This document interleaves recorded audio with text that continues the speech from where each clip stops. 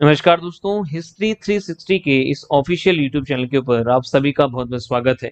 जो सोचा है वही मुकम्मल, जहां लेंगे वही जमी वही आसमां लेंगे। गर लेगा किसी मोड़ पर इम्तहान ए खुदा तू, हर मोड़ पर इम्तहान हम देंगे। दोस्तों, इम्तहान जिंदगी में कई सारे चलते रहते हैं और एक होता है रोजगार प्राप्त करने से संबंधित इम्तहान। Rajasthan PC first grade PGT का ये एग्जाम आप लोगों के लिए बहुत ही ज्यादा महत्वपूर्ण है। इस एग्जाम के अंतर्गत आप लोगों को अगर क्वालिफाई करना है तो दो चीजों के विषय में इंफॉर्मेशन बहुत ही ज्यादा आवश्यक है कि इस एग्जाम में आप लोगों से पूछा क्या जाता है और वह किस लेवल का पूछा जाता है। क्योंकि ये ज्ञान होना और उस ज्ञान के बाद तैयारी करना ही सफलता का मूल सूत्र होता है। दोस्तों, मेरा नाम लोकेंद्र सिंह है और मैं आप लोगों के इस एग्जाम के अंतर्गत इंडियन पॉलिटी के सेक्शन के लिए रहने वाला हूँ। मुझे पिछले 7 वर्षों का अनुभव है और इसी फील्ड से संबंधित अनुभव है, तो मैं आप लोगों को भरपूर आप लोगों की सहायता कर पाऊंगा। आज का ये जो सेक्शन है हमारा, वो हम लोग देख रहे हैं इंट्रो से संबंधित सेक्शन है, जिसमें मैं आप लोगों को राजस्थान पीसीएस के इस फर्स्ट ग्रेड एग्जाम का जो सिलेबस है उसको डिकोड करके बताने वाला हूँ। और उसमें मैं आप लोगों को ये भी बताने वाला हूँ कि आपके किस लेवल के क्वेश्चंस पूछे जाते हैं। तो सबसे पहले हम लोग जो इंडियन पॉलिटी का हमारा सिलेबस है उसके ऊपर बातचीत कर लेते हैं। इंडियन पॉलिटी का जो आपका सिलेबस है दोस्तों, उस सिलेबस के अंतर्गत आप लोगों से जो पहला टॉपिक है वो है आपका salient features of the Indian constitution, अर्थात भारतीय संविधान की मुख्य विशेषताएं। ये आपका पहला टॉपिक है। लेकिन इस पहले टॉपिक पर बात करने से पहले एक चर्चा और हम लोग यहाँ पर कर लेते हैं कि आपके इस एग्जाम के अंतर्गत किस तरीके से क्वेश्चंस पूछे जा रहे हैं। मतलब ये मान करके चलिए कि यूपीएससी लेवल के क्वेश्चंस आप लोगों से यहाँ से पूछे जा रहे हैं, तो हम लोग हर टॉपिक को उस लेवल पर जाकर के कंप्लीट करेंगे। इट मीन्स कि किस तरीके के क्वेश्चंस पूछे जा रहे हैं। पहला, आप लोगों से जो क्वेश्चंस पूछे जा रहे हैं वो कॉन्सेप्ट को लेकर के पूछे जाते हैं, कॉन्सेप्चुअल क्वेश्चंस पूछे जा रहे हैं। दूसरे, आपसे फैक्चुअल क्वेश्चंस पूछे जा रहे हैं फैक्ट को लेकर के। और तीसरा, आपका इंडियन जो कॉन्स्टिट्यूशन है उसके आर्टिकल्स को लेकर के क्वेश्चंस पूछे जा रहे हैं। तो इन तीनों आयामों को हर टॉपिक से संबंधित हम लोग कवर करने वाले हैं और साथ में इन सभी को हम लोग करंट अफेयर से भी जोड़ करके पढ़ने वाले हैं, क्योंकि कभी कभी आपके कुछ क्वेश्चंस ऐसे भी हैं जो कि बेसिक टॉपिक से संबंधित, अगर कोई करंट अफेयर वाला पोर्शन आ जाता है तो उससे कनेक्ट करके भी वो क्वेश्चंस आप लोगों के पूछ रहे हैं। तो हम लोग इन सभी आयामों को कंप्लीट करते हुए आगे की तरफ बढ़ेंगे। इट मीन्स कि आप लोग इस बात को तो समझ ही गए होंगे कि ये कोर्स जो है वो आप लोगों के लिए काफी ज्यादा बेनिफिशियल होने वाला है। जैसे अगर मैं बात करूं संविधान की विशेषताएं, संविधान की विशेषताओं में आप लोगों के जो क्वेश्चंस पूछे जाते हैं वह पूछे जाते हैं कि हमारा संविधान किस तरीके का है, लिखित है, निर्मित है और विशाल है। लिखित है, निर्मित है और विशाल है ना। ये पहली विशेषता है। इसके अलावा हमारा जो संविधान है उसमें गणतंत्र की व्यवस्था है। हमारा जो संविधान है उसमें समाजवाद की व्यवस्था है। हमारा जो संविधान है उसके अंतर्गत धर्मनिरपेक्षता की व्यवस्था है। तो काफी कुछ हमारे यहाँ पर कई सारी विशेषताएं हमारे संविधान की है।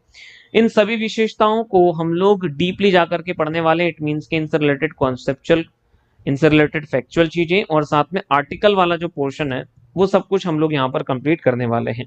फिर इसके बाद सेकंड जो आप लोगों का टॉपिक है वो है इंडियन एग्जीक्यूटिव्स, भारतीय कार्यकारी। अच्छा, यहाँ पर एक बात और बता दूं, यहाँ पर हिंदी इंग्लिश दोनों में लिखा हुआ है, तो ये जो कोर्स आपका होने वाला हिंदी के अंतर्गत होने वाला है, आप लोग टेंशन मत लीजिएगा कि इंग्लिश में होगा, है ना। वो तो यहाँ पर इसलिए बता दे रहा हूँ ताकि सभी प्रकार के विद्यार्थियों को इसकी इन्फॉर्मेशन अच्छे से हो पाए। कार्यकारी के अंतर्गत अगर मैं बात करूं आप लोगों से तो क्या क्या होने वाला है, जैसे राष्ट्रपति इसके अंतर्गत आ जाते हैं, उसके अलावा फिर उपराष्ट्रपति आ जाते हैं, है ना। फिर प्रधानमंत्री आ जाते हैं, फिर उनकी मंत्री परिषद आ जाती है, फिर उनकी मंत्री परिषद आ जाती है। फिर महान्यायवादी आ जाते हैं। महान्यायवादी केंद्र सरकार के वकील का काम करते हैं। अब इनसे रिलेटेड सारे आयाम आपको कंप्लीट करने पड़ेंगे, अर्थात फैक्चुअल चीजें भी, साथ में कॉन्सेप्चुअल चीजें भी और फिर आर्टिकल वाला भी, क्योंकि आपके सारे क्वेश्चंस यहाँ से पूछे गए सारे, है ना। देखो, मैं आपको क्वेश्चंस का लेवल बता देता हूँ। इस टॉपिक से जो आपके क्वेश्चंस पूछे गए उसका लेवल थोड़ा सा आप लोग देख लीजिए, आपको खुद को समझ में आ जाएगा कि कोई आसान क्वेश्चंस नहीं है। ये देखिए, भारत के राष्ट्रपति के निषेधाधिकार शक्ति के बारे में निम्नलिखित में से कौन सा कथन गलत है। तो देखो, क्वेश्चन एक तो बड़ा है उसको समझने में प्रॉब्लम होता है। फिर उसके बाद इसके कॉन्सेप्चुअल पॉइंट्स, उसके फैक्चुअल पॉइंट्स, इन सब को समझते हुए हमें आंसर को निकालना रहता है। तो हम लोग इस कोर्स के अंतर्गत इतना ही डीपली जाकर के हर टॉपिक को पढ़ने वाले हैं। तो आप लोग बिल्कुल निश्चिंत रहें, ये कोर्स आपकी सफलता में बहुत ही ज्यादा सहायक होने वाला है। इसके अलावा और अगर मैं आप लोगों से क्वेश्चन की बात करूं तो आप लोग देख लो, यहाँ पर देखो राष्ट्रपति का ये आप लोगों का जो क्वेश्चन पूछा गया है ये आर्टिकल को मैच करने के लिए कहा गया है, तो आसान तो नहीं है। हाँ ठीक है, कुछ आर्टिकल्स हमें याद रहते हैं तो हम मैचिंग कर सकते हैं और उसमें से 4 ऑप्शन में से एक निकाल सकते हैं एलिमिनेशन प्रोसेस के थ्रू।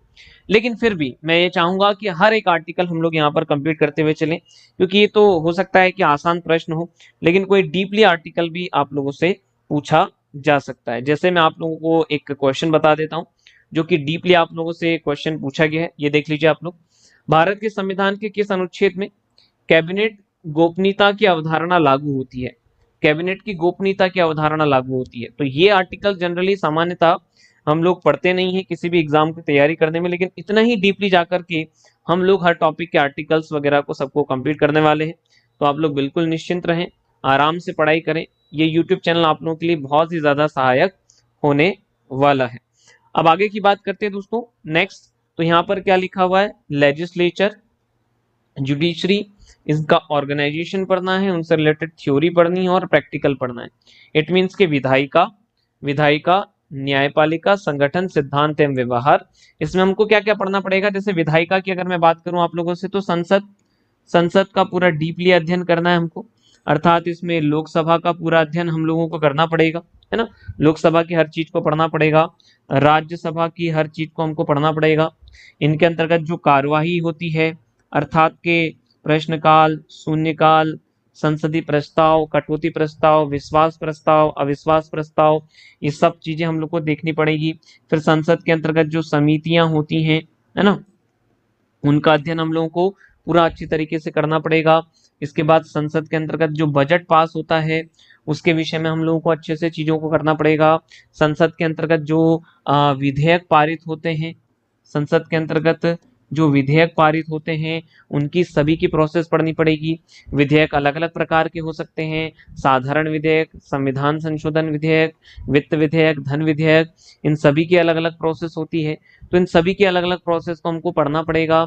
लोकसभा की शक्ति, राज्यसभा की शक्ति, लोकसभा की शक्ति ज्यादा है कि राज्यसभा की शक्ति ज्यादा है, तो कहाँ पर लोकसभा की ज्यादा है, कहाँ पर राज्यसभा की। तो इन सब आयामों को कंप्लीट करते हुए हम लोग आगे की तरफ बढ़ेंगे।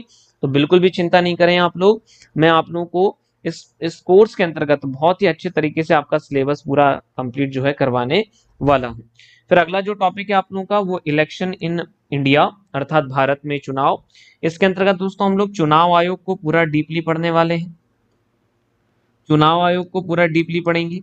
भारत के अंतर्गत जो राजनीतिक दल है ना, राष्ट्रीय राजनीतिक दल, राज्य राजनीतिक दल, कोई भी राष्ट्रीय राजनीतिक दल कब बन जाता है, राज्य राजनीतिक दल कब बन जाता है, कितने राष्ट्रीय दल हैं, कितने राज्य दल हैं, है ना, उन सब की कंडीशंस वगैरह ये सब हम लोगों को पढ़ना है। फिर करंट अफेयर के अंतर्गत अगर मान लीजिए कोई इलेक्शन हुआ है ना, जैसे अभी कर्नाटक में इलेक्शन हुए, तो इस तरीके के जितने भी स्टेट्स में रिसेंटली इलेक्शंस हुए हैं वहां पर कितनी विधानसभा की सीटें हैं, कौन सी पार्टी कितना जीती है, कौन वहां पर मुख्यमंत्री बना हुआ है, ये सारी बातें हमें पता होना चाहिए, क्योंकि आप लोगों के जो क्वेश्चंस हैं वो करंट अफेयर से कनेक्ट करके भी पूछे गए हैं। तो हम लोग उस आयाम को भी कनेक्ट करते हुए और आपके क्वेश्चंस को यहाँ पर कंप्लीट करने वाले हैं। फिर इसके बाद आगे की बात करें दोस्तों तो नेक्स्ट टॉपिक आप लोगों का आ जाता है, वो आ जाता है राष्ट्रपति वाला। इसमें देखिए द प्रेसिडेंट ऑफ इंडिया। अब देखो राष्ट्रपति का पहले ऑलरेडी टॉपिक आ चुका है, तो मैं ये बोलना चाहूंगा आप लोगों को कि जब राष्ट्रपति का हर आयाम हमको कंप्लीट करना है और हर तरीके से कंप्लीट करना है, इट मींस के कॉन्सेप्चुअल, फैक्चुअल और साथ में आर्टिकल सब कुछ, तो फिर ये तो अलग से देने का कोई मुद्दा समझ में नहीं आ रहा था मुझे, लेकिन ठीक है उन्होंने दिया हुआ है तो हम लोग तो वैसे भी हर तरीके से कंप्लीट करेंगे, तो ये तो छोटी बात हो गई। फिर द प्रेसिडेंट ऑफ इंडिया, इसमें इलेक्शन और साथ में जो प्रेसिडेंट का इमरजेंसी पावर है, अर्थात के भारत के राष्ट्रपति का चुनाव और राष्ट्रपति की आपातकालीन शक्तियां, उनको डीपली जाकर के हमको पढ़ना है। तो बहुत ही अच्छे तरीके से हम लोग यहाँ पर करने वाले हैं, आप लोग बिल्कुल निश्चिंत रहें इस पूरे कोर्स के अंतर्गत। साथ में फिर कैबिनेट, प्राइम मिनिस्टर्स और उनकी पावर को पढ़ने वाले हैं। कैबिनेट, प्रधानमंत्री और उनकी शक्तियां मैंने आपको बताया था कि कैबिनेट से रिलेटेड अच्छा खासा डीपली आर्टिकल पूछा गया है, अच्छा खासा डीपली जो है बड़ा क्वेश्चन भी पूछा गया। आप देखेंगे, मैं बता देता हूँ आपको, बड़ा क्वेश्चन जो पूछा गया आप लोगों का, बड़ा क्वेश्चन जो और अच्छे लेवल का क्वेश्चन पूछा गया दोस्तों मंत्रिमंडल से रिलेटेड, आप देखेंगे तो। और इसी तरीके से, जिस तरीके से यहाँ पर आपको जो क्वेश्चंस मैं दिखा रहा हूँ, क्योंकि मैंने काफी ज्यादा एनालिसिस किया है आप लोगों के लिए, और उस एनालिसिस के बेस पर ही मैं आप लोगों को यहाँ पर पढ़ाने भी वाला हूँ। तो आप लोग बिल्कुल निश्चिंत रहें, बिल्कुल चिंता नहीं करें आप लोग, है ना। देखो ये मंत्रिमंडल का क्वेश्चन है, तो मंत्रिमंडल में से निम्नलिखित में से कौन सा कथन गलत है, ये पूछा गया है। अब आपसे ये चार ऑप्शंस दे दिए गए हैं और बड़ा लंबा सा क्वेश्चन है, यूपीएससी टाइप का क्वेश्चन है।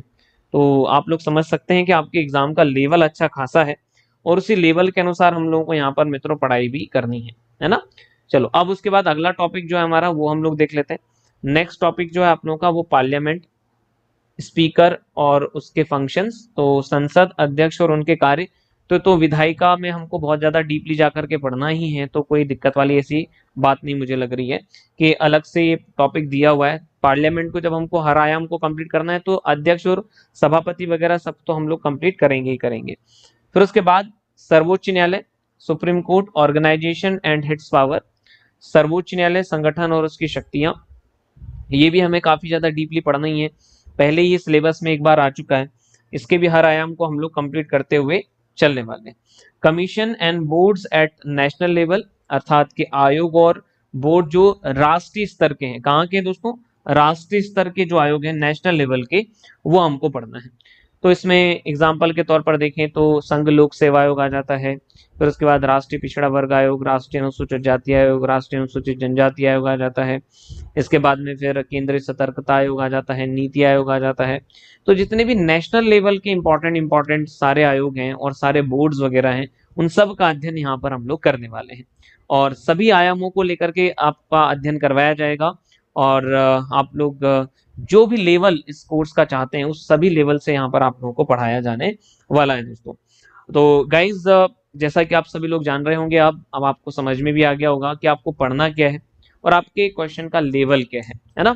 तो मुझे उम्मीद है कि इस क्लास से आप लोगों को बहुत ज़्यादा मदद भी मिली होगी, और आपको इस बात को जानने में सहयोग प्राप्त हुआ होगा कि आपको अब तैयारी किस लेवल पर जाकर के करनी है।